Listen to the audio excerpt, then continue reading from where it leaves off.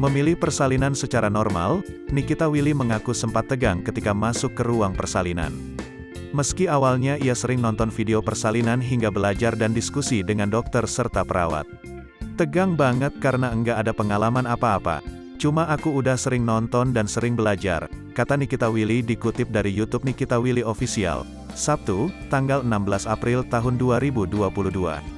Namun, wanita usia 27 tahun itu merasa apa yang ia pelajari di Jakarta sangat berguna. Terlebih saat dirinya mengalami kontraksi. Ternyata pas dijalanin, ilmu-ilmu yang aku belajar di Jakarta, stretching, olahraga yang aku lakukan di Jakarta benar-benar berguna banget pada saat kontraksi. Jadi aku lumayan tahu apa yang harus aku lakukan pada saat kontraksi, tutur Nikita Willy. Istri Indra Priawan itu juga bersyukur bisa melewati setiap proses persalinan dengan lancar.